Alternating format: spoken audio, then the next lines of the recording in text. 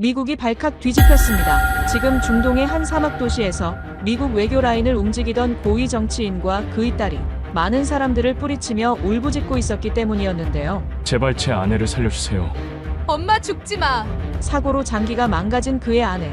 미국과 유럽의 병원들은 모두 고개를 저었습니다. 생존 확률 3%. 그 순간 보고서 한 줄이 그의 눈에 들어옵니다. 동일 사고 생존율 세계 1위. 대한민국. 도착과 동시에 시작된 외교적 압박, 소리치며 반발하는 중동 의료진, 그리고 끝까지 침묵을 지킨 한국. 말 대신 수술을 택한 나라, 총 대신 메스를 든 나라. 그날 한 생명을 살리기 위한 노력이 미국과 세계의 시선을 완전히 바꿔놓았습니다. 지금부터 그 14시간의 기록을 시작합니다. 좋아요 버튼을 눌러주시면 이 영상이 더 퍼져 우리나라의 위대함이 전 세계로 알려집니다. 또 우리 대한민국을 언제나 응원하신다면 화이팅이라고 댓글로 남겨주세요. 그럼 사연 바로 시작합니다. 저는 마크 핸더슨입니다. 63살이고요. 미 국무부 동아시아 담당 차관보였습니다. 이 이야기를 시작하기 전에 한 가지만 말씀드리고 싶습니다. 저는 40년 넘게 외교 현장에 있었고 세계 곳곳에 병원을 봤습니다. 하지만 진짜 국가의 얼굴은 회담장이 아니라 중환자실에서 드러난다는 걸 그때는 몰랐습니다. 2024년 11월 제 아내 캐서린이 바그다드에서 테러를 당했습니다. 아내는 저널리스트였고 분쟁 지역 취재가 일상이었죠. 그날도 마찬가지였습니다. 공항 근처 검문소를 지나던 차량 행렬에 폭발물이 터졌고 아내가 탄 차량은 앞에서 세 번째였습니다. 전화를 받았을 때 저는 국무부 회의실에 있었습니다. 화면 속 아내의 얼굴은 흙먼지와 피로 뒤덮여 있었어요. 목소리는 들리지 않았고 눈만 천천히 감겼다 떴습니다. 그게 마지막이었습니다. 미군 헬기가 아내를 이송했습니다. 바그다드 미군 기지 야전병원에서 응급처치를 받았고 이틀 뒤 독일 람슈타인 공군기지 병원으로 옮겨졌어요. 거기서 처음으로 아내를 봤습니다. 침대에 누운 아내는 숨만 쉬고 있었습니다. 기계 소리만 가득했고 간호사들은 계속 뭔가를 확인했죠. 독일 의료진은 친절했습니다. 하지만 표정은 어두웠어요. 수석 외과의는 저를 복도로 불렀습니다. 형광등 불빛 아래서 그는 천천히 말했습니다. 간 손상이 심각합니다. 폐도 일부 찢어졌고요. 비장은 이미 제거했습니다. 하지만 가장 큰 문제는 면역 체계입니다. 몸 전체가 스스로를 공격하고 있어요. 저는 물었습니다. 수술하면 살 수 있습니까? 그는 고개를 저었습니다. 수술 성공률은 3% 이하입니다. 솔직히 말씀드리면 지금 상태로는 수술대에 올리는 것 자체가 위험합니다. 3%. 그 숫자가 머릿속에서 맴돌았습니다. 저는 아내 손을 잡았어요. 차가웠습니다. 맥박은 느껴졌지만 너무 약했습니다. 그날 밤 저는 병실 밖 의자에 앉아 있었습니다. 복도는 고요했고 가끔 카트가 지나가는 소리만 들렸어요. 누군가 제 옆에 앉았습니다. 국무부에서 파견 나온 의료 자문관이었습니다. 차관보님, 보고서 하나 받았습니다. 저는 고개를 들지 않았습니다. 지금 보고서가 중요합니까? 이건 좀 다릅니다. 그는 태블릿을 건넸습니다. 화면에는 표 하나가 떠 있었어요. 제목은 이랬습니다. 다발성 장기 손상 및 면역 붕괴 동반 환자 생존율 국가별 비교. 숫자들이 쭉 나열돼 있었습니다. 미국, 독일, 영국, 일본. 그리고 맨 위에 하나가 있었습니다. 대한민국, 생존율 18%. 저는 그 숫자를 다시 봤습니다. 18, 3이 아니라 18이었습니다. 이거 확실합니까? 네, WHO 데이터입니다. 최근 5년간 통계예요. 저는 화면을 확대했습니다. 한국이라는 글자가 서명했습니다. 그 아래 작은 글씨로 이렇게 적혀 있었어요. 서울아산병원, 삼성서울병원, 서울대병원 등 다학제 협진 시스템 기반 수술. 한국 병원들이 이런 케이스를 많이 다뤘습니까? 네, 특히 전쟁 외상 환자요. 베트남전 이후로 계속 축적된 데이터가 있습니다. 저는 아내의 병실을 봤습니다. 유리문 너머로 모니터 불빛이 깜빡이고 있었어요. 3%와 18%. 그 차이가 제 머릿속에서 울렸습니다. 다음 날 아침, 저는 독일 의료진을 다시 만났습니다. 수석 외과의 옆에 2명이 더 있었어요. 모두 표정이 굳어 있었습니다. 한국으로 이송하고 싶습니다. 그들은 서로 눈빛을 주고받았습니다. 한 사람이 말했습니다. 차관보님, 한국 의료 수준은 우리도 인정합니다. 하지만 지금 환자 상태로는 비행 자체가 불가능합니다. 그럼 어떻게 합니까? 여기서 최선을 다하겠습니다. 저는 고개를 저었습니다. 최선이 3%입니까? 침묵이 흘렀습니다. 수석 외과의가 한숨을 쉬었어요. 솔직히 말씀드리겠습니다. 한국 병원들은 우리보다 공격적인 수술을 합니다. 위험, 부담이 큽니다. 실패하면 환자는 그 자리에서. 그래서 살립니까? 그가 멈칫했습니다. 저는 다시 물었습니다. 그 공격적인 수술로 살립니까? 통계상으로는 그렇습니다. 저는 자리에서 일어났습니다. 이송 준비해 주십시오. 회의실 밖으로 나왔을 때 복도에 햇빛이 들어오고 있었습니다. 하지만 따뜻하지 않았어요. 저는 창문 너머를 봤습니다. 활주로가 보였고 수송기들이 줄지어 서 있었습니다. 국무부에 전화했습니다. 의료 전용기 요청했고 한국 정부와 협의 시작했습니다. 모든 게 빠르게 진행됐어요. 48시간 만에 이송 허가가 떨어졌습니다. 출발 전날 밤, 저는 아내 병실에 혼자 있었습니다. 모니터는 여전히 깜빡이고 있었고 아내는 여전히 눈을 감고 있었어요. 저는 아내 손을 잡았습니다. 여보, 우리 한국 갑니다. 거기서 살아날 거예요. 대답은 없었습니다. 하지만 손가락이 아주 살짝 움직였습니다. 저는 그걸 놓치지 않았어요. 다음 날 수송기가 이륙했습니다. 기내는 병원처럼 꾸며져 있었고 의료진 4명이 동행했습니다. 비행 내내 아내 상태는 계속 확인됐어요. 심박수, 혈압, 산소 포화도. 숫자들이 계속 오르내렸습니다. 12시간 뒤 인천공항에 도착했습니다. 활주로에 앰뷸런스가 대기하고 있었어요. 사이렌 소리 없이 조용히 움직였습니다. 서울로 가는 고속도로는 어두웠습니다. 차창 밖으로 불빛들이 지나갔어요. 저는 그 불빛들을 보면서 생각했습니다. 이 나라가 아내를 살릴 수 있을까? 18%라는 숫자가 진짜일까? 앰뷸런스가 병원 응급실 앞에 섰습니다. 문이 열렸고 의료진들이 달려왔어요. 누구 하나 소리 지르지 않았습니다. 침대가 옮겨졌고 복도를 지나 엘리베이터에 탔습니다.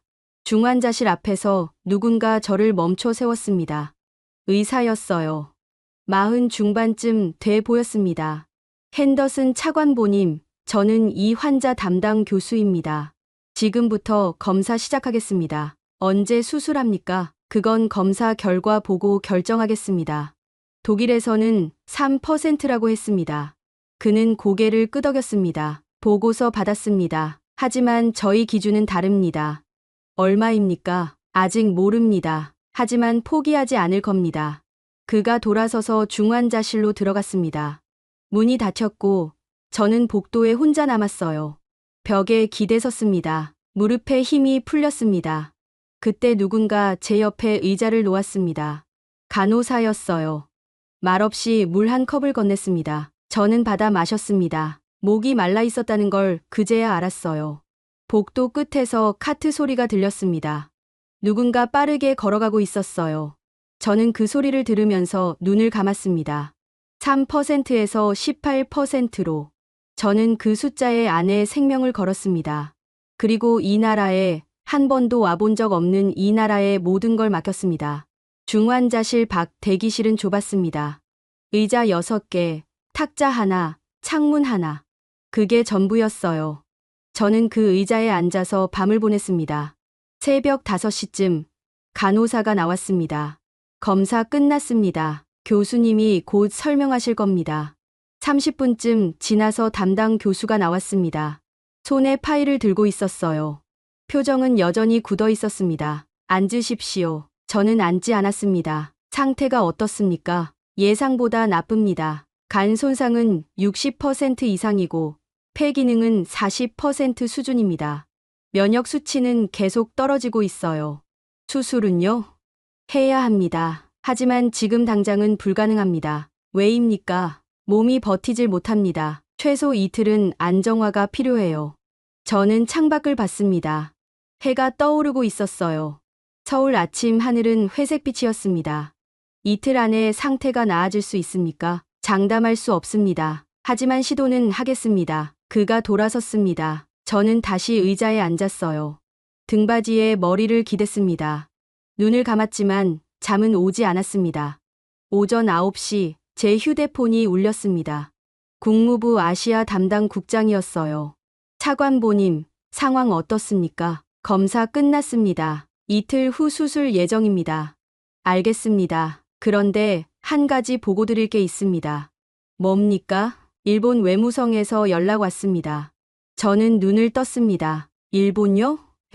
네, 비공식 채널입니다. 내용은 좀 민감합니다.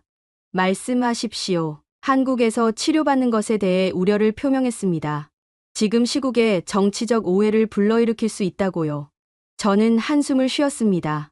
시국이요?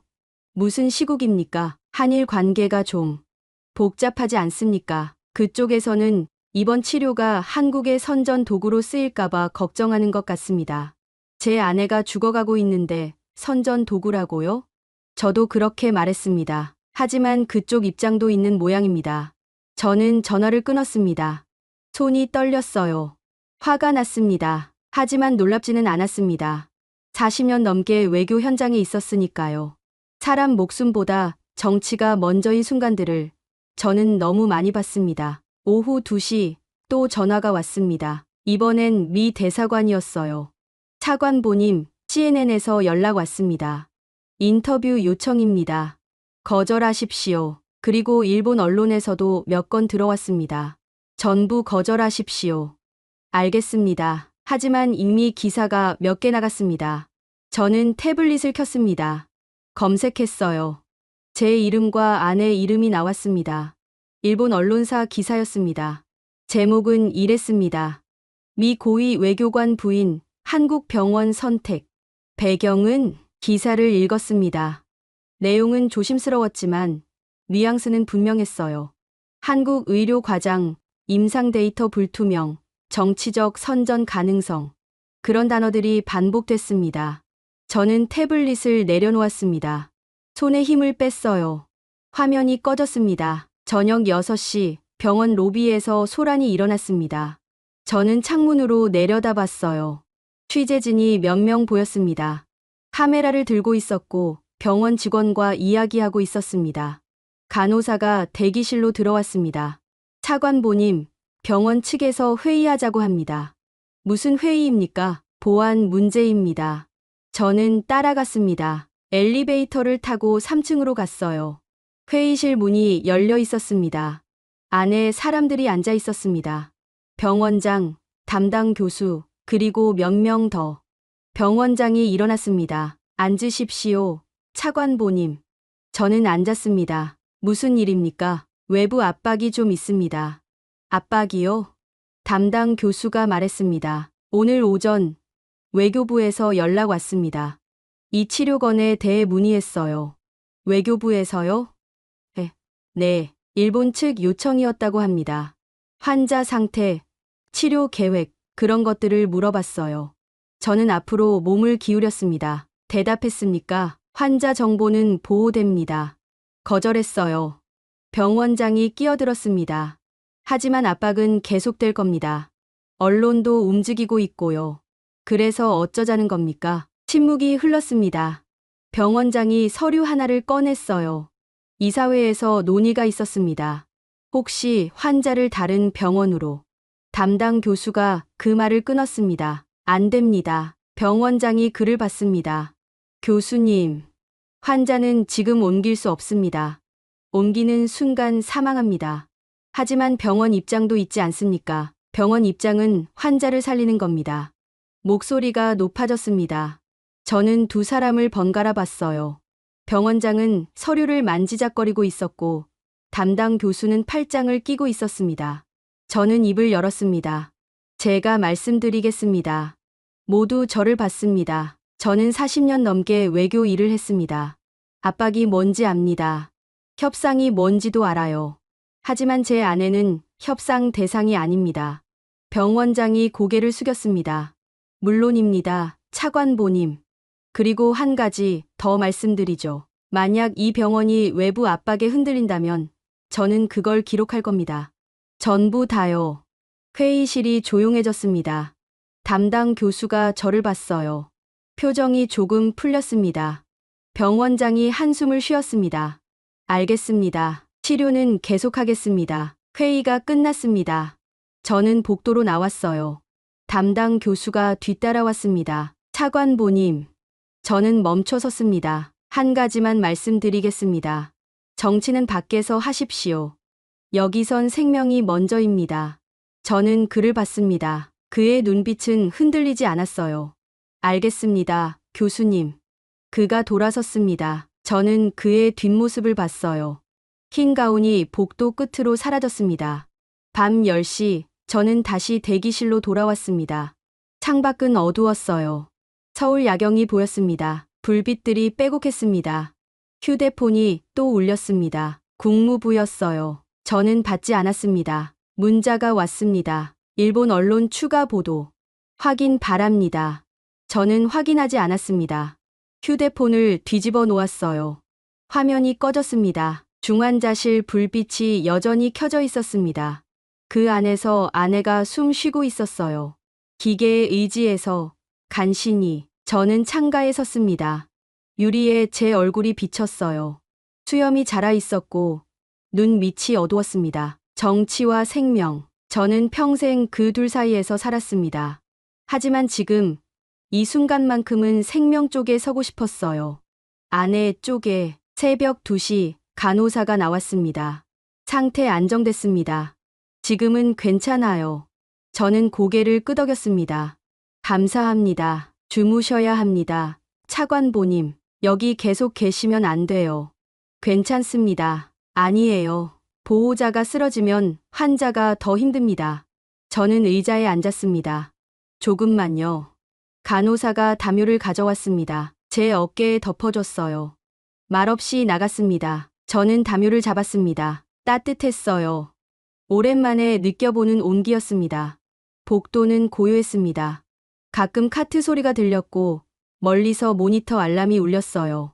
저는 눈을 감았습니다. 이번엔 잠이 왔습니다.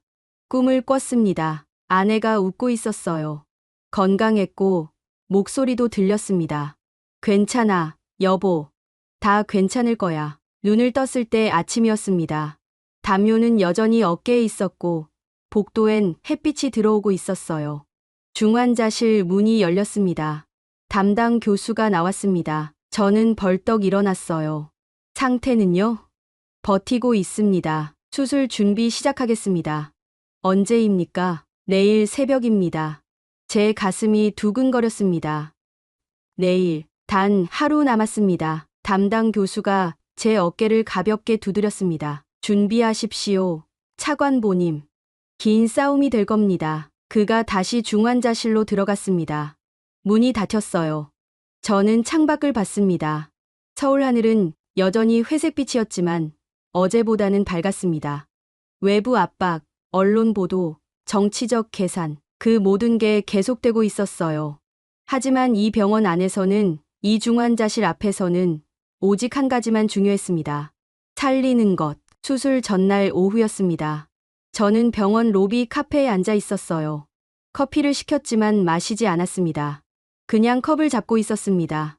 국무부에서 또 전화가 왔습니다. 이번엔 차관이었어요. 마크, 상황 파악했네. 힘들겠어. 괜찮습니다. 언론 대응은 우리가 맡겠네. 자네는 부인한테만 집중하게. 감사합니다. 그런데 한 가지 이상한 게 있어. 뭡니까? 한국 정부가 아무 말이 없네. 외교부, 보건복지부, 청와대, 어디서도 입장 발표가 없어. 저는 커피를 내려다봤습니다. 그게 이상합니까? 당연하지. 미 고위 외교관 부인이 한국에서 치료받는데 보통은 환영 성명이라도 내지 않나. 홍보 기회잖아. 아닐 수도 있죠. 뭐가? 홍보가 목적이 아닐 수도 있다는 겁니다. 전화기 너머로 침묵이 흘렀습니다. 차관이 헛기침을 했어요. 그래, 그럴 수도 있겠군. 어쨌든 조심하게. 일본 쪽이 계속 움직이고 있어. 전화가 끊겼습니다. 저는 휴대폰을 내려놓았어요. 커피가 식어 있었습니다. 창밖을 봤습니다. 병원 정문에 취재진이 여전히 있었어요. 어제보다 늘었습니다.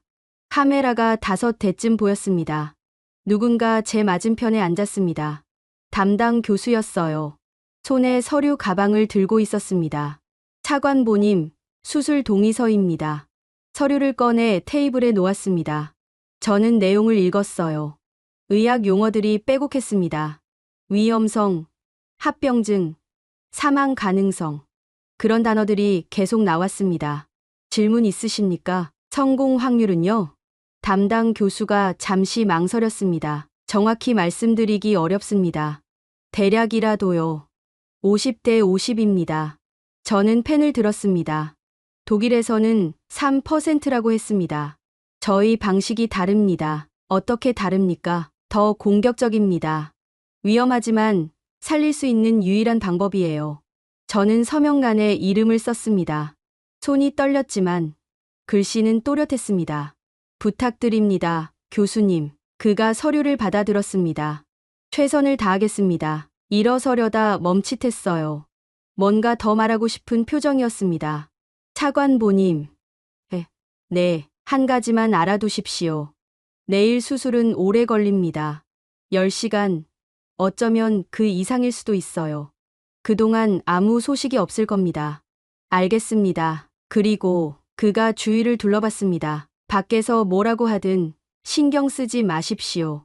저희는 저희 일만 합니다. 저는 고개를 끄덕였습니다. 담당 교수가 자리에서 일어났어요. 가방을 들고 로비를 가로질러 갔습니다. 흰 가운이 사람들 사이로 사라졌습니다. 저는 다시 휴대폰을 켰습니다. 뉴스 알림이 쌓여 있었어요. 일본 언론, 미국 언론, 심지어 유럽 언론도 몇 개 있었습니다. 기사 하나를 눌렀습니다. 일본 통신사 기사였어요. 제목은 한국 정부, 미 외교관 부인 치료에 침묵. 의도는? 내용을 읽었습니다. 기자는 여러 가능성을 나열했어요. 외교적 부담, 실패 시 책임 회피, 정치적 계산. 하지만 결론은 없었습니다. 그냥 의문만 던지고 끝났습니다. 댓글을 봤습니다. 대부분 비슷했어요. 한국 의료 과장됐다. 결과 나와봐야 안다. 정치쇼. 그런 말들이 반복됐습니다. 저는 휴대폰을 꺼버렸습니다. 주머니에 넣었어요. 더 이상 보고 싶지 않았습니다. 저녁 6시, 저는 중환자실 앞으로 돌아왔습니다. 면회 시간이었어요. 간호사가 문을 열어줬습니다. 10분만요. 저는 들어갔습니다. 안에 침대는 안쪽 구석에 있었어요. 모니터 5대가 둘러싸고 있었고 선들이 얽혀 있었습니다. 아내는 누워 있었습니다. 눈은 감겨 있었고 숨소리는 들리지 않았어요. 기계가 대신 숨 쉬고 있었습니다. 저는 침대 옆 의자에 앉았습니다. 아내 손을 잡았어요. 여전히 차갑고 여전히 가늘었습니다. 여보, 내일입니다. 내일 수술해요. 대답은 없었습니다. 모니터만 깜빡였습니다. 50%래요. 나쁘지 않죠? 3%보다는 훨씬 나아요. 제 목소리가 떨렸습니다. 저는 입을 다물었어요. 숨을 깊게 들이마셨습니다. 살아야 해요. 꼭요. 아내 손가락이 움직였습니다. 아주 살짝, 거의 느껴지지 않을 만큼. 하지만 저는 느꼈어요. 간호사가 문을 두드렸습니다. 시간입니다. 차관보님. 저는 일어섰습니다. 아내 손을 놓았어요. 침대를 한 번 더 봤습니다. 그리고 나왔습니다. 복도에서 누군가 저를 기다리고 있었습니다. 미 대사관 직원이었어요. 차관보님, 대사님이 뵙고 싶어 하십니다. 지금입니까? 네, 중요한 이야기가 있다고 하셨습니다. 저는 따라갔습니다. 병원 1층 상담실로 갔어요. 문을 열자 대사가 앉아 있었습니다. 마크, 앉게. 저는 앉았습니다. 대사가 파일 하나를 꺼냈어요. 일본 외무성에서 공식 문의가 왔네. 부인 치료건에 대해서. 뭐라고 했습니까? 한국 정부 반응을 묻더군. 공식 입장이 있냐고. 없다고 하셨죠? 그렇지. 그런데 그쪽이 이상하게 생각하는 것 같아. 왜 한국이 아무 말도 안 하냐고. 저는 창밖을 봤습니다. 그게 왜 이상합니까? 보통은 이런 걸 홍보하지 않나. 미국 고위 외교관 부인을 살렸다. 뭐 이런 식으로. 아직 살리지 못했는데요. 대사가 멈칫했습니다. 그야 그렇지만. 그리고 한국 정부가 말을 안 하는 게 아닐 수도 있습니다. 무슨 뜻인가? 말할 시간이 없는 거죠. 지금은 대사가 저를 봤습니다. 표정이 묘했어요. 이해했다는 듯, 아니면 동의한다는 듯. 자네 말이 맞을 수도 있겠군. 어쨌든 우리 쪽에선 중립 지키겠네. 정치적 논란은 피하는 게 좋아. 감사합니다. 대사가 일어났습니다. 내일 수술이라며? 행운을 비네. 악수했습니다. 대사가 먼저 나갔어요. 저는 잠시 그 자리에 앉아 있었습니다. 상담실 창문으로 병원 정원이 보였습니다. 나무 몇 그루, 벤치 몇 개. 환자 한 명이 휠체어를 타고 있었어요. 보호자가 천천히 밀고 있었습니다. 저는 그 모습을 봤습니다. 평범한 풍경이었어요. 하지만 제게는 간절했습니다. 내일 모레 아내가 저렇게 될 수 있을까? 살아서 움직일 수 있을까? 밤 11시 저는 다시 대기실로 돌아왔습니다. 불을 끄고 의자에 누웠어요. 천장을 봤습니다. 어둠 속에서 아무것도 보이지 않았습니다. 휴대폰을 꺼냈습니다. 마지막으로 뉴스를 확인했어요. 새 기사가 또 올라와 있었습니다. 한국 의료계, 미 외교관 부인 치료 임박, 정부 여전히 침묵. 기사는 짧았습니다. 사실만 나열했어요. 환자 도착, 검사 진행, 수술 예정. 그리고 한국 정부의 무반응. 마지막 문장이 이랬습니다. 한국 정부가 왜 침묵하는지 그 이유는 아직 알려지지 않았다. 저는 화면을 끄려다 멈췄습니다. 문득 담당 교수의 말이 떠올랐어요. 밖에서 뭐라고 하든 신경 쓰지 마십시오. 저희는 저희 일만 합니다. 그 말이 맞았습니다. 이 나라는 말하지 않았어요. 발표도 없고 성명도 없고 환영 인사도 없었습니다. 그냥 일했습니다. 검사하고 준비하고 계획 세우고 말 대신 움직임으로 선언 대신 행동으로 저는 휴대폰을 내려놓았습니다. 눈을 감았어요. 이번엔 잠이 금방 왔습니다. 꿈은 없었습니다. 그냥 어둠뿐이었어요. 깊고 고요한 어둠.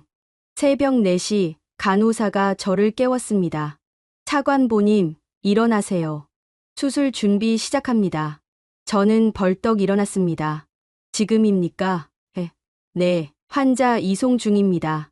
저는 복도로 나갔습니다. 중환자실 문이 열려 있었어요. 침대가 나오고 있었습니다. 의료진 6명이 둘러싸고 있었고 모니터들이 함께 움직였습니다. 아내가 지나갔습니다. 저는 손을 뻗으려다 멈췄어요. 침대는 복도 끝으로 사라졌습니다. 엘리베이터 문이 닫혔습니다. 담당 교수가 제 옆에 섰습니다. 수술실로 갑니다. 여기서 기다리십시오. 얼마나 걸립니까? 최소 12시간입니다. 중간에 소식은요? 없습니다. 끝날 때까지는요. 저는 고개를 끄덕였습니다. 담당 교수가 제 어깨를 잡았어요. 힘을 줬습니다. 믿으십시오. 차관보님. 그가 돌아섰습니다. 복도를 빠르게 걸어갔어요. 흰 가운이 모퉁이를 돌아 사라졌습니다. 저는 혼자 남았습니다. 복도는 텅 비어 있었어요. 형광등만 희미하게 켜져 있었습니다. 창밖을 봤습니다. 서울은 아직 어두웠어요. 불빛들이 깜빡이고 있었습니다. 그 순간 깨달았습니다. 이 나라는 침묵하지만 멈춘 게 아니라는 걸, 말없이 움직이고 있다는 걸. 지금 이 순간도 수술실 어딘가에서 제 아내를 살리기 위해 저는 대기실로 돌아왔습니다. 의자에 앉았어요. 시계를 봤습니다. 새벽 4시 15분. 12시간, 오후 4시까지. 저는 기다리기 시작했습니다. 말없이 이 나라처럼. 새벽 5시, 저는 여전히 대기실에 앉아 있었습니다. 창밖이 조금씩 밝아지고 있었어요. 서울 하늘은 잿빛에서 푸른빛으로 바뀌고 있었습니다. 복도는 조용했습니다. 가끔 간호사가 지나갔고 카트 바퀴 소리가 들렸어요. 저는 시계만 봤습니다. 분침이 느리게 움직였습니다. 6시쯤 청소 담당자가 왔습니다. 대기실 바닥을 닦았어요. 저는 비켜섰습니다. 그가 말했습니다. 오래 기다리시나 봐요. 네, 가족분이신가요? 아내입니다. 그가 고개를 끄덕였습니다. 잘 될 겁니다. 여기 선생님들 실력 좋아요. 저는 대답하지 않았습니다. 그는 청소를 마치고 나갔어요. 복도가 다시 조용해졌습니다. 7시, 간호사가 커피를 가져왔습니다. 드세요. 안 드시면 쓰러져요. 저는 받아 마셨습니다. 뜨거웠고 쓴맛이 강했어요. 하지만 정신이 들었습니다. 수술실 상황은요? 아직 연락 없습니다. 그게 좋은 겁니까? 간호사가 잠시 망설였습니다. 좋은 거예요. 문제 없다는 뜻이니까요. 그녀가 나갔습니다. 저는 커피를 다 마셨어요. 컵을 탁자에 놓았습니다. 8시 휴대폰이 울렸습니다. 국무부였어요. 저는 받지 않았습니다. 문자가 왔습니다. 수술 진행 상황 보고 바람. 저는 답장했습니다. 진행 중, 소식 없음. 답장이 바로 왔습니다. 알겠음. 연락 대기 중. 저는 휴대폰을 내려놓았습니다. 창밖을 봤어요. 병원 주차장에 차들이 들어오고 있었습니다. 사람들이 내렸고 병원으로 걸어갔습니다. 평범한 아침이었습니다. 9시 문이 열렸습니다. 누군가 들어왔어요. 미 대사관 직원이었습니다. 차관보님, 아침 가져왔습니다. 샌드위치와 주스였습니다. 저는 고개를 저었어요. 괜찮습니다. 드셔야 합니다. 대사님 지시예요. 저는 샌드위치를 받았습니다. 한 입 베어 물었어요. 맛은 느껴지지 않았습니다. 씹었고 삼켰습니다. 수술은 언제 끝납니까? 오후 4시쯤이요. 직원이 시계를 봤습니다. 아직 한참 남았네요. 네, 그가 망설이더니 물었습니다. 혼자 계시기 힘드시죠? 괜찮습니다. 제가 여기 있을까요? 저는 고개를 저었습니다. 혼자 있고 싶습니다. 직원이 일어났습니다. 알겠습니다. 필요하시면 언제든 연락하세요. 그가 나갔습니다. 저는 다시 혼자였어요. 10시, 복도가 갑자기 소란스러워졌습니다. 사람들이 빠르게 움직이는 소리가 들렸어요. 저는 문을 열고 나갔습니다. 간호사 2명이 뛰어가고 있었습니다. 카트를 밀고 있었어요. 수술실 쪽으로 향했습니다. 저는 그들을 따라갔습니다. 무슨 일입니까? 간호사가 뒤돌아봤습니다. 들어가 계세요. 차관보님. 무슨 일이냐고요? 지금은 말씀드릴 수 없습니다. 그들이 수술실 복도로 사라졌습니다. 출입 금지 표지판이 붙어 있었어요. 저는 그 앞에 섰습니다. 심장이 두근거렸습니다. 숨이 가빠졌어요. 뭔가 잘못됐습니다. 분명히 잘못됐어요. 10분쯤 지났을까요? 문이 열렸습니다. 간호사가 나왔어요. 표정이 굳어 있었습니다. 차관보님, 아내가 어떻게 됐습니까? 상황이 좀 어렵습니다. 무슨 뜻입니까? 장기 쇼크가 왔어요. 수술 중에요. 제 다리에 힘이 풀렸습니다. 벽에 손을 짚었어요. 죽는 겁니까? 최선을 다하고 있습니다. 죽는 거냐고요. 간호사가 제 팔을 잡았습니다. 진정하세요. 지금 교수님들이 전부 들어가 계세요. 얼마나 위험합니까? 그녀가 입술을 깨물었습니다. 심정지 직전입니다. 세상이 멈춘 것 같았습니다. 복도 소리가 멀어졌어요. 형광등 불빛만 눈에 들어왔습니다. 대기실로 가세요. 소식 있으면 바로 알려드릴게요. 저는 비틀거리며 대기실로 돌아왔습니다. 의자에 주저앉았어요. 머리를 감싸 쥐었습니다. 심정지 직전. 그 말이 귓가에서 맴돌았습니다. 휴대폰이 울렸습니다. 국무부였어요. 저는 전화를 받았습니다. 마크, 어떤가? 상태가 악화됐습니다. 뭐라고? 얼마나? 심정지 직전이라고 합니다. 전화기 너머로 한숨 소리가 들렸습니다. 이송해야 하는 거 아닌가? 어디로요? 도쿄나 독일로. 거기 병원들이 준비돼 있네. 저는 눈을 감았습니다. 지금 옮기면 죽습니다. 하지만 지금도 위험하지 않나. 옮기는 게 더 위험합니다. 침묵이 흘렀습니다. 차관이 말했습니다. 자네 판단을 믿겠네. 하지만 최악의 경우를 대비해야 해. 알고 있습니다. 전화가 끊겼습니다. 저는 휴대폰을 바닥에 떨어뜨렸어요. 손에 힘이 없었습니다. 11시, 문이 다시 열렸습니다. 이번엔 담당 교수였어요. 수술복을 입고 있었습니다. 마스크를 내렸습니다. 얼굴이 창백했습니다. 이마에 땀이 맺혀 있었어요. 차관보님, 저는 벌떡 일어났습니다. 어떻게 됐습니까? 일단 안정시켰습니다. 일단이요? 네. 하지만 상황이 좋지 않습니다. 저는 그의 눈을 봤습니다. 흔들리고 있었어요. 솔직히 말씀해 주십시오. 담당 교수가 한숨을 쉬었습니다. 간이 수술을 버티질 못하고 있어요. 폐도 마찬가지입니다. 계속 진행하면 죽는 겁니까? 가능성이 높습니다. 멈추면요? 그래도 죽습니다.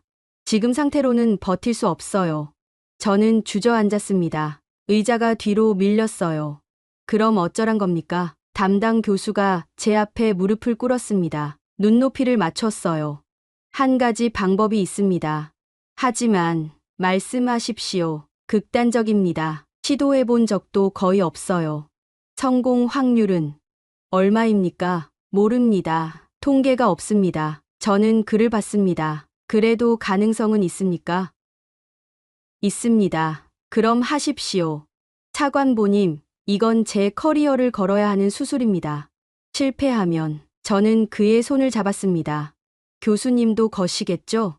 담당 교수가 멈칫했습니다. 저는 다시 말했습니다. 교수님 커리어도 제 아내 생명만큼 중요합니까? 그가 고개를 숙였습니다. 어깨가 떨렸어요. 아닙니다. 그럼 해주십시오. 제발. 담당 교수가 고개를 들었습니다. 눈이 붉어져 있었어요. 하지만 흔들림은 없었습니다. 알겠습니다. 준비하겠습니다. 그가 일어났습니다. 문 쪽으로 걸어갔어요. 손잡이를 잡고 멈췄습니다. 차관보님. 네, 기도하십시오. 문이 닫혔습니다. 저는 혼자 남았어요. 창밖을 봤습니다. 하늘은 완전히 밝아져 있었습니다. 구름 한 점 없었어요. 맑고 푸른 하늘이었습니다. 저는 무릎을 꿇었습니다. 손을 모았어요. 40년 만에 처음이었습니다. 제발, 제발 살려주십시오. 목소리가 떨렸습니다. 눈물이 났어요. 참을 수 없었습니다. 제발요. 시계는 계속 움직였습니다. 정오가 되었고 오후 1시가 되었어요. 저는 여전히 바닥에 앉아 있었습니다. 기도했고 기다렸습니다. 복도는 고요했습니다. 수술실에서는 아무 소식도 없었어요. 오후 2시 간호사가 물을 가져왔습니다. 저는 마셨어요. 목이 타들어가고 있었습니다. 아직 진행 중입니다. 알고 있습니다. 조금만 더 기다리세요. 그녀가 나갔습니다. 저는 다시 혼자였어요. 창밖으로 해가 기울고 있었습니다. 그림자가 길어졌어요. 오후 3시 휴대폰이 울렸습니다. 이번엔 일본 언론사였어요. 저는 꺼버렸습니다. 오후 4시가 되었습니다. 예정된 시간이었어요. 하지만 아무도 나오지 않았습니다. 오후 5시가 되었습니다. 여전히 조용했어요. 해가 졌습니다. 복도에 불이 켜졌어요. 저는 창가에 서서 밖을 봤습니다. 서울 야경이 펼쳐져 있었습니다. 불빛들이 반짝였어요. 차들이 움직이고 사람들이 걷고 있었습니다. 저는 그 풍경을 봤습니다. 세상은 계속됐어요. 하지만 제 세상은 멈춰 있었습니다. 저 수술실 안에서 오후 6시 복도에서 발소리가 들렸습니다. 저는 문을 열었습니다. 누군가 오고 있었어요. 담당 교수였습니다. 담당 교수가 다가왔습니다. 걸음이 느렸어요. 수술복은 땀에 젖어 있었고 마스크는 턱에 걸쳐져 있었습니다. 저는 그의 얼굴을 봤습니다. 표정을 읽으려 했어요. 하지만 알 수 없었습니다. 교수님.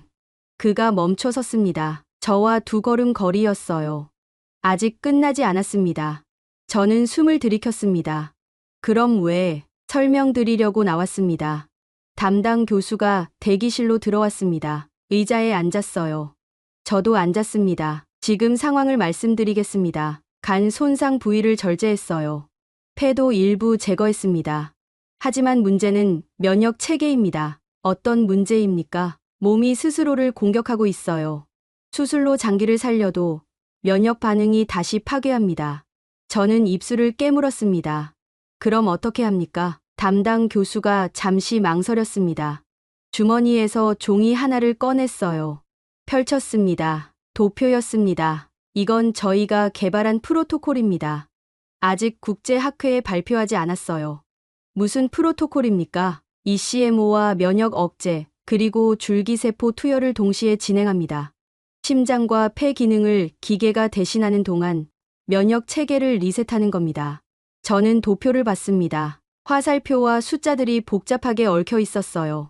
성공 사례가 있습니까? 담당 교수가 고개를 저었습니다. 3건 시도했습니다. 2건은 실패했어요. 1건은요? 성공했습니다. 하지만 환자 상태가 지금보다 나았어요. 저는 종이를 내려놓았습니다. 그럼 제 아내는? 확률이 낮습니다. 아주 낮아요. 하지만 유일한 방법입니다. 침묵이 흘렀습니다. 저는 창밖을 봤어요. 어둠 속에서 불빛들이 깜빡이고 있었습니다. 얼마나 걸립니까? 최소 6시간. 어쩌면 더 오래 걸릴 수도 있어요.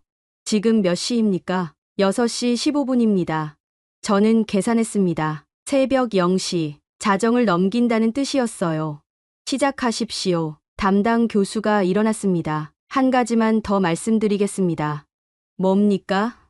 이 수술이 실패하면 기록도 남지 않을 겁니다. 저는 글을 봤습니다. 무슨 뜻입니까? 병원 입장에서는 위험 부담이 큽니다. 성공하지 못한 실험적 치료는 문제가 될 수 있어요.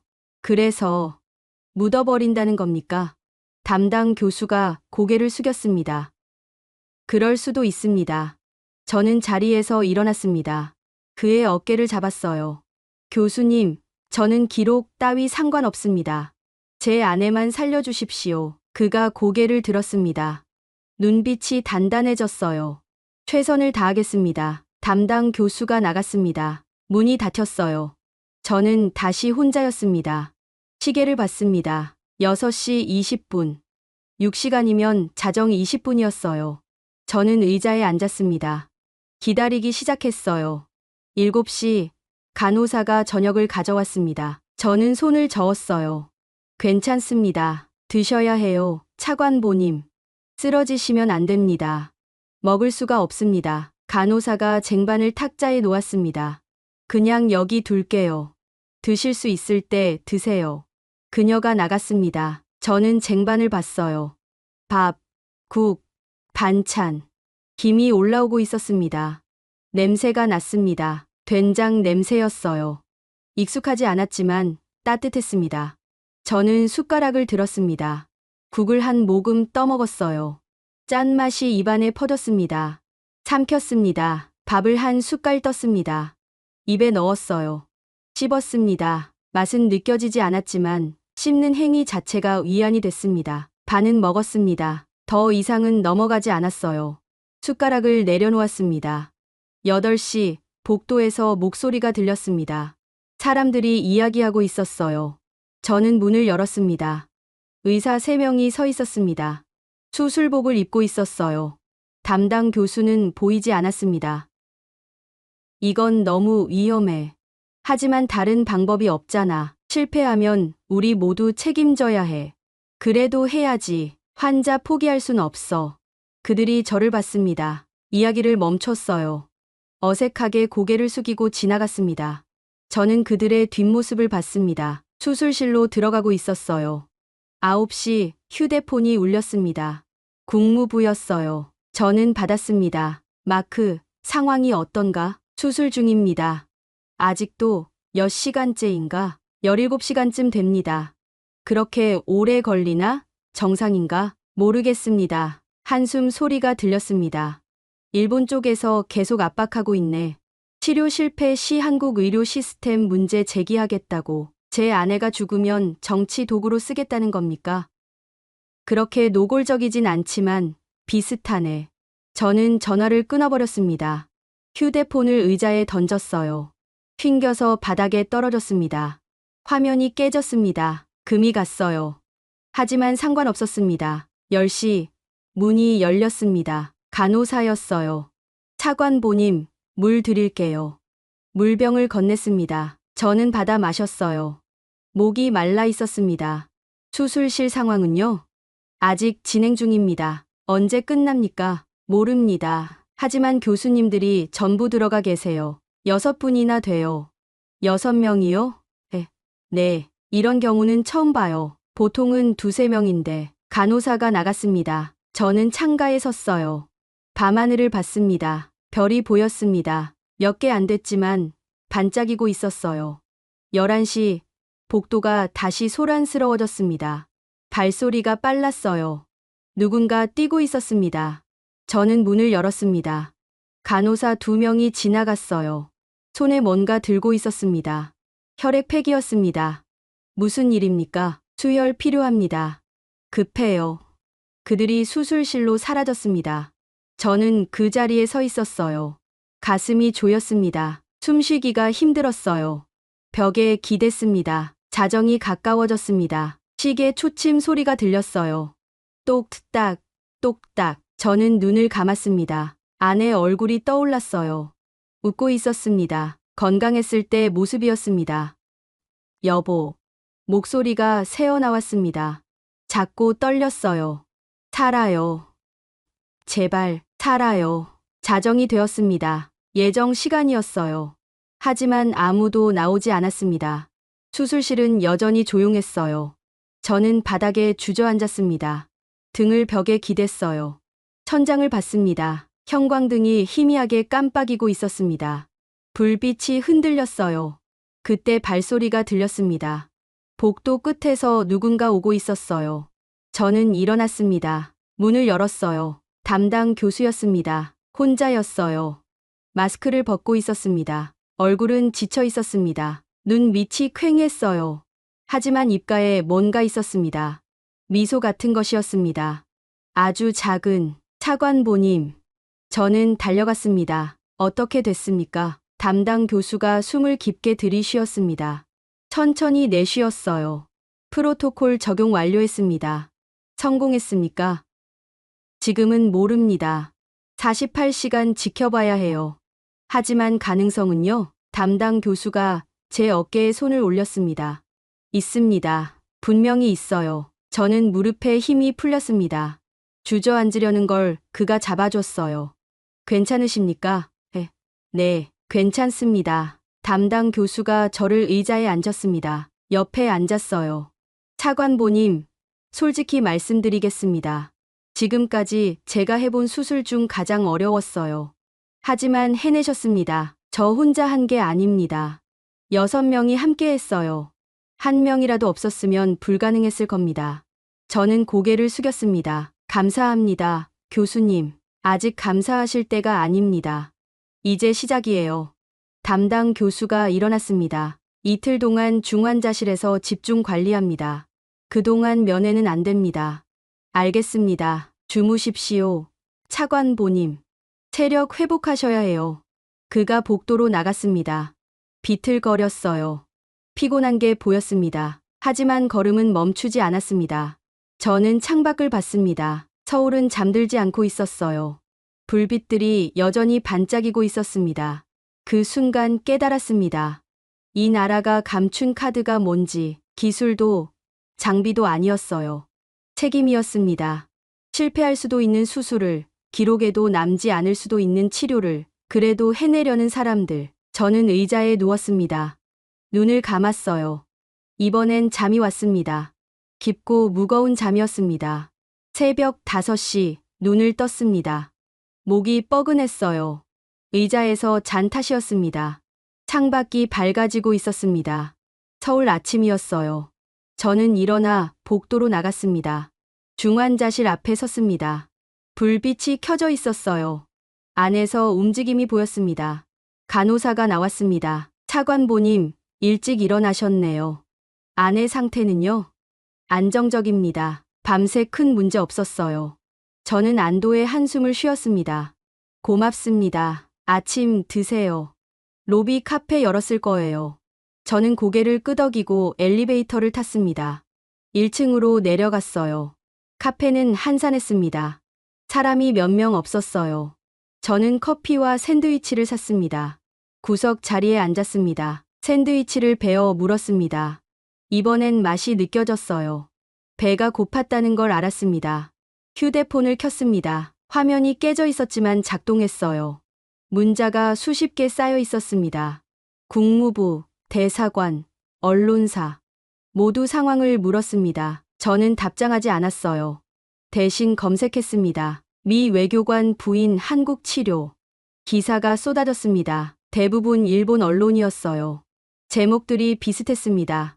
장시간 수술 결과는 한국 의료 실험 논란, 생명 위험 무릅쓴 도박. 댓글을 봤습니다. 걱정, 비난, 의심.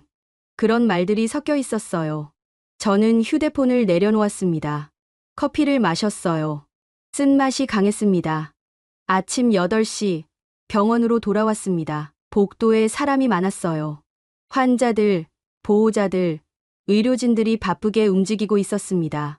대기실로 가려는데 누군가 불렀습니다. 차관보님. 돌아봤습니다. 미 대사관 직원이었어요.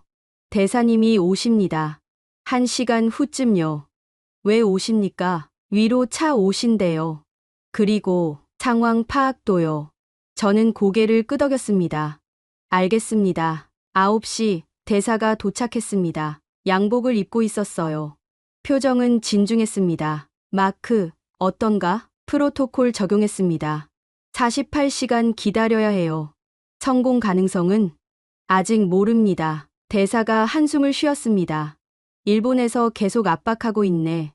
이번 치료가 실패하면 한국 의료 시스템 문제 제기하겠다고. 제 아내는 정치 도구가 아닙니다. 알고 있네. 하지만 현실이 그래. 이미 국제 이슈가 됐어. 저는 창밖을 봤습니다. 대사님, 한 가지 말씀드리겠습니다. 뭔가, 이 병원 의료진들은 정치에 관심 없어요. 오직 환자만 봅니다. 그건 알지만. 그게 이 나라입니다. 말 대신 행동하고 선전 대신 결과를 보여주는 나라요. 대사가 저를 봤습니다. 표정이 부드러워졌어요. 자네가 그렇게 생각한다면 나도 믿겠네. 대사가 떠났습니다. 저는 다시 혼자였어요. 오전 10시 담당 교수가 나왔습니다. 어제보다 낫게 보였어요. 얼굴에 피가 돌았습니다. 차관보님, 경과 보고 드리겠습니다. 좋습니까? 나쁘지 않습니다. 면역 수치가 안정됐어요. 장기 기능도 회복 조짐이 보입니다. 그럼 성공한 겁니까? 아직입니다. 내일 아침까지 지켜봐야 해요. 하지만 희망은 있습니다. 저는 안도했습니다. 감사합니다, 교수님. 한 가지 더 말씀드릴 게 있습니다. 뭡니까? 어젯밤 수술, 아무한테도 말씀하지 마십시오. 저는 글을 받습니다. 왜입니까? 이건 아직 검증되지 않은 치료법입니다.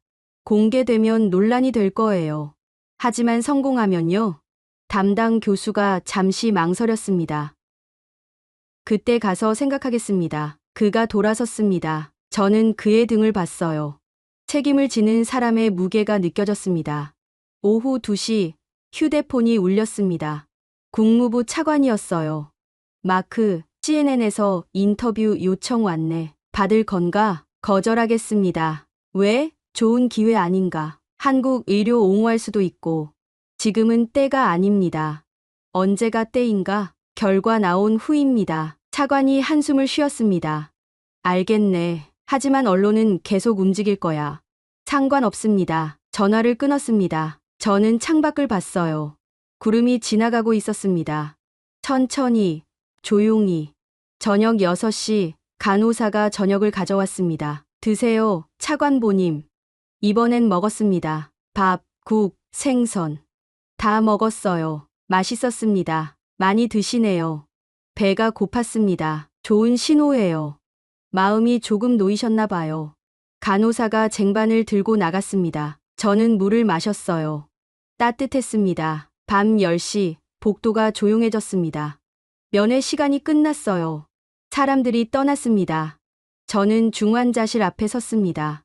유리문 너머로 불빛이 보였어요. 아내가 저기 있었습니다. 모니터 소리가 들렸습니다. 규칙적이었어요. 삐, 삐, 삐. 생명의 소리였습니다. 저는 손을 유리에 댔습니다. 차가웠어요. 하지만 그 너머에 온기가 있다는 걸 알았습니다. 조금만 더 버텨요, 여보. 거의 다 왔어요. 자정이 되었습니다. 저는 대기실로 돌아왔어요. 의자에 누웠습니다. 내일 아침 48시간이 끝나는 시간이었습니다. 눈을 감았습니다. 이번엔 꿈을 꿨어요. 아내가 걷고 있었습니다. 햇빛 아래서 미소 지으며 새벽 4시 눈을 떴습니다. 가슴이 두근거렸어요. 시간이 된 겁니다. 복도로 나갔습니다. 중환자실 불빛이 켜져 있었어요. 담당 교수가 나왔습니다. 마스크를 벗었어요. 저는 달려갔습니다. 교수님. 그가 멈춰 섰습니다. 저를 봤어요. 그리고 고개를 끄덕였습니다. 단 한 번, 천천히. 저는 그 자리에 섰습니다. 움직일 수 없었어요. 담당 교수의 고개 끄덕임이 무엇을 의미하는지 알았지만 믿을 수가 없었습니다. 차관보님. 담당 교수가 다가왔습니다. 목소리는 낮았지만 또렷했어요. 환자 의식이 돌아왔습니다. 제 무릎에 힘이 풀렸습니다. 주저앉으려는 걸 벽에 손을 짚어 버텼어요. 정말입니까? 네, 30분 전입니다. 눈을 떴어요. 눈물이 났습니다. 참을 수 없었어요. 얼굴을 손으로 가렸습니다. 담당 교수가 제 어깨를 잡았습니다. 울으십시오. 괜찮습니다. 저는 울었습니다. 소리 내서 오랫동안. 복도는 조용했습니다. 새벽이었으니까요. 담당 교수는 옆에 서 있었습니다. 말없이 기다려 주었어요. 한참 뒤 저는 고개를 들었습니다. 눈물을 닦았어요. 아내를 볼 수 있습니까? 아직은 안 됩니다. 상태가 안정될 때까지 기다려야 해요. 언제쯤입니까? 오늘 오후쯤 될 겁니다. 저는 고개를 끄덕였습니다. 알겠습니다. 담당 교수가 미소 지었습니다. 처음 보는 표정이었어요. 축하드립니다. 차관보님. 부인께서 살아나셨습니다. 그가 돌아섰습니다. 중환자실로 들어갔어요. 문이 닫혔습니다. 저는 그 자리에 섰습니다. 한동안 움직이지 못했어요. 다리에 힘이 없었습니다. 창밖을 봤습니다. 동쪽 하늘이 붉어지고 있었어요. 해가 떠오르고 있었습니다. 새벽 5시, 저는 로비로 내려갔습니다. 밖으로 나갔어요. 찬 공기가 얼굴을 스쳤습니다. 병원 정원에 벤치가 있었습니다. 앉았어요. 하늘을 봤습니다. 구름이 흘러가고 있었습니다. 천천히, 평온하게. 휴대폰을 꺼냈습니다. 국무부에 문자를 보냈어요. 아내 의식 회복, 생명, 위험, 벗어남. 답장이 바로 왔습니다. 축하하네. 곧 연락하겠네. 대사관에도 보냈습니다. 같은 내용이었어요. 저는 휴대폰을 내려놓았습니다. 벤치에 등을 기댔어요. 눈을 감았습니다. 오랜만에 평화로웠습니다. 아침 8시 병원으로 돌아왔습니다. 복도에 사람들이 늘어나고 있었어요. 대기실로 가는데 간호사가 불렀습니다. 차관보님, 환자분 깨어나셨다면서요? 네, 정말 다행이에요. 저희도 걱정 많이 했거든요. 감사합니다. 간호사가 웃었습니다. 따뜻한 미소였어요. 그리고 지나갔습니다. 9시, 대사가 다시 왔습니다. 이번엔 꽃다발을 들고 있었어요. 마크, 들었네. 정말 잘 됐어. 감사합니다. 대사님. 이건 부인께 전해주게. 대사관 직원들 마음이야. 꽃을 받았습니다. 백합이었어요. 향기가 났습니다. 그리고 이제 발표해야 할 것 같네. 발표요? 부인 회복 소식. 언론이 계속 물어보고 있어. 저는 고개를 저었습니다. 아직입니다. 왜? 좋은 소식 아닌가? 한국 정부가 먼저 말해야 합니다. 대사가 고개를 갸웃했습니다. 왜 그렇게 생각하나? 이건 그들의 성과니까요. 대사가 잠시 생각했습니다. 그리고 고개를 끄덕였어요.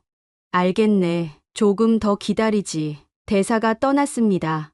저는 꽃을 들고 창가에 섰어요. 백합 향기가 방 안에 퍼졌습니다. 오전 10시 담당 교수가 나왔습니다. 차관보님, 이제 면회 가능합니다. 지금 가도 됩니까? 네. 하지만 5분만요. 아직 체력이 약해요. 저는 따라갔습니다. 중환자실 문이 열렸어요.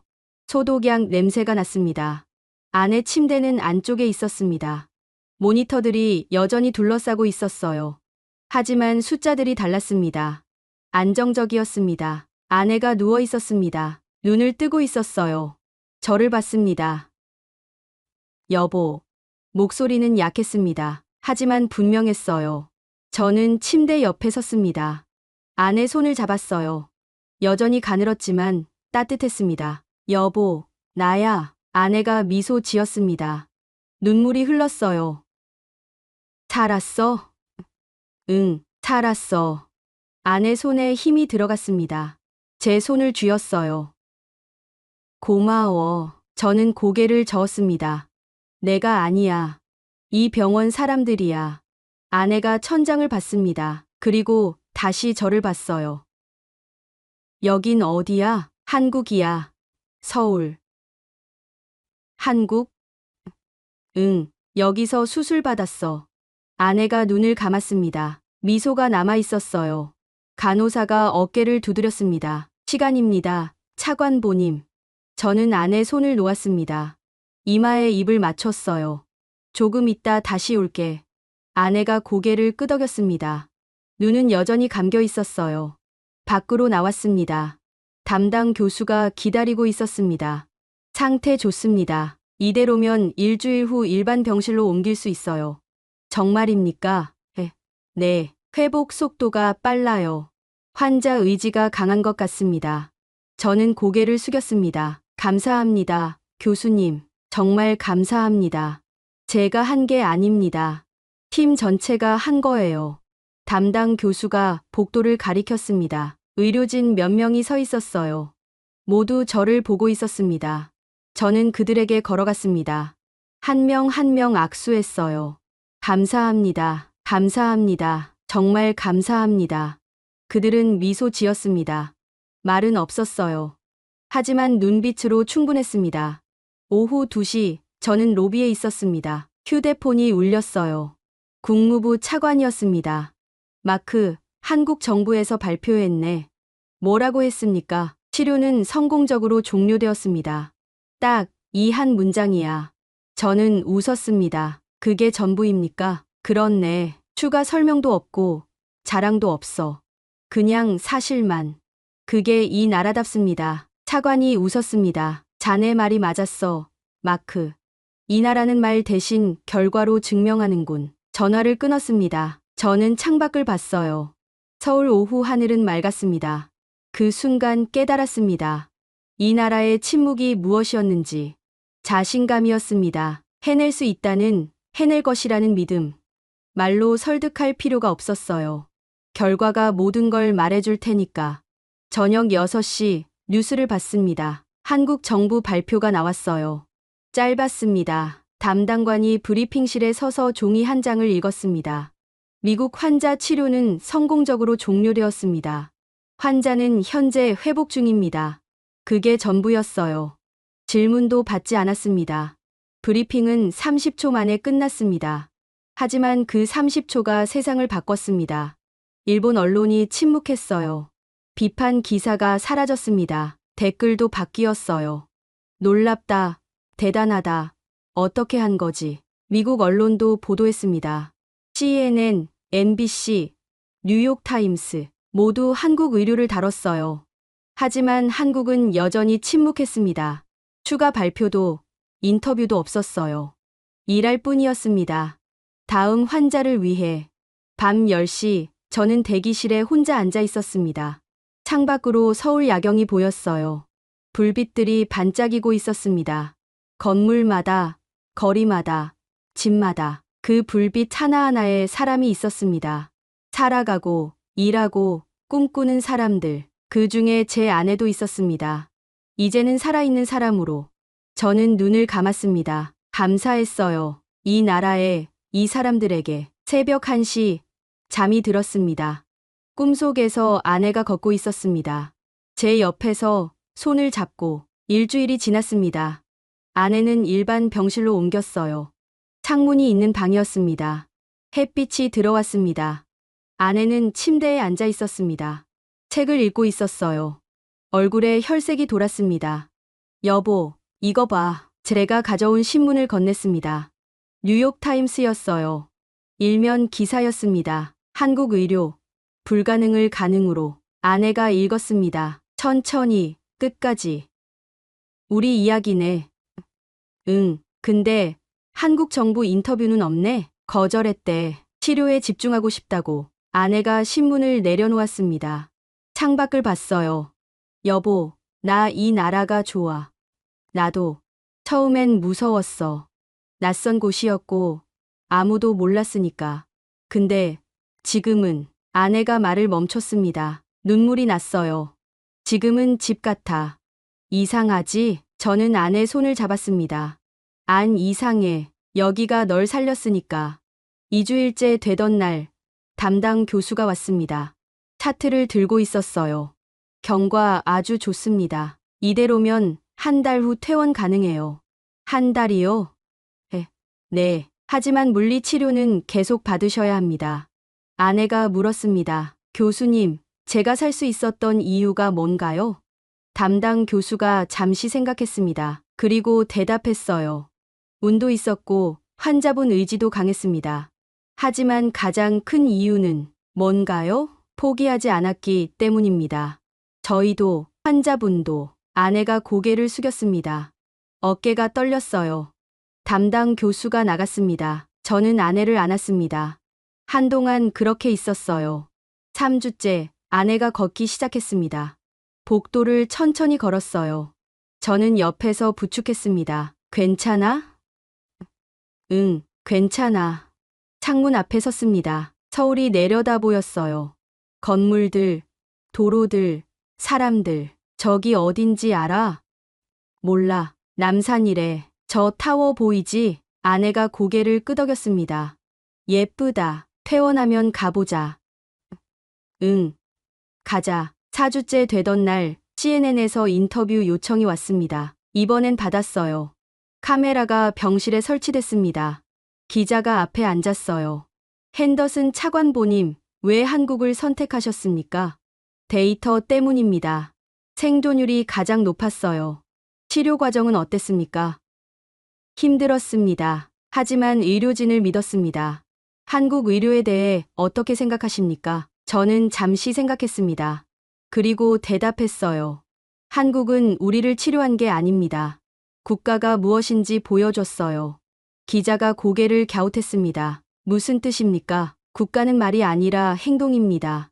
선전이 아니라 결과예요. 한국은 그걸 증명했습니다. 인터뷰가 끝났습니다. 카메라가 꺼졌어요. 기자가 악수를 청했습니다. 좋은 인터뷰였습니다. 차관보님, 감사합니다. 한 달 후, 퇴원 날이었습니다. 아내는 휠체어에 앉아 있었어요. 꽃다발을 안고 있었습니다. 간호사들이 나와서 인사했습니다. 건강하세요. 감사합니다. 정말 감사합니다. 담당 교수가 마지막으로 왔습니다. 서류 봉투를 건넸어요. 치료 기록입니다. 미국 병원에 전달하세요. 감사합니다. 교수님. 악수했습니다. 담당 교수가 미소 지었어요. 건강하십시오. 두 분. 엘리베이터를 탔습니다. 1층으로 내려갔어요. 로비에 사람들이 많았습니다. 밖으로 나왔습니다. 햇빛이 밝았어요. 아내가 눈을 가렸습니다. 눈부시다. 차가 대기하고 있었습니다. 아내를 태웠어요. 저도 탔습니다. 호텔로 갈까요? 잠깐만. 저는 운전기사에게 말했습니다. 남산 가주세요. 네. 서울 거리를 달렸어요. 사람들이 걷고 있었고 차들이 움직이고 있었습니다. 남산에 도착했습니다. 타워가 가까이 보였어요. 아내를 휠체어에 태워 전망대로 갔습니다. 서울이 발 아래 펼쳐졌습니다. 건물들, 강, 산들. 모든 게 보였어요. 와, 아내가 감탄했습니다. 눈이 반짝였어요. 여보, 저기 병원 보여? 어디? 저기, 저 큰 건물. 아내가 한참 봤습니다. 그리고 눈물을 흘렸어요. 고마워, 서울. 살려줘서. 저도 울었습니다. 조용히, 오래. 서울은 빛나고 있었습니다. 햇빛 아래, 평온하게. 그날 저녁, 호텔로 돌아왔습니다. 아내는 침대에 누웠어요. 저는 창가에 섰습니다. 휴대폰을 꺼냈습니다. SNS를 열었어요. 처음으로 글을 썼습니다. 한국은 제 아내를 살렸습니다. 말 대신 행동으로, 선전 대신 결과로. 이것이 진짜 국력입니다. 감사합니다. 대한민국. 올렸습니다. 댓글이 달리기 시작했어요. 수백 개, 수천 개, 모두 축하와 감사였습니다. 저는 휴대폰을 내려놓았습니다. 아내를 봤어요. 잠들어 있었습니다. 평온한 얼굴이었습니다. 창밖을 봤습니다. 서울 밤이었어요. 불빛들이 반짝이고 있었습니다. 이 나라는 사람을 살립니다. 총 없이도, 말 없이도, 그냥 일합니다. 최선을 다해서. 그게 이 나라였습니다. 대한민국. 여러분은 언제 한국이 따뜻하다고 느끼셨나요? 이 이야기가 마음에 닿으셨다면 댓글로 여러분의 생각을 나눠주세요. 구독과 좋아요도 부탁드립니다.